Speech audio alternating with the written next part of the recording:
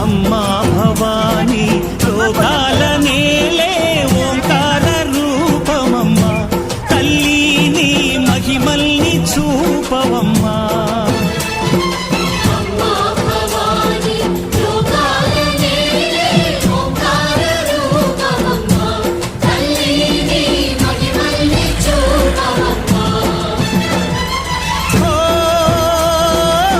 సృష్టికే దీపమా, శక్తికే మూలమా, సింహరథమే నీదమ్మా. అమ్మ దుర్గమ్మ భక్తులను దీవించుమా.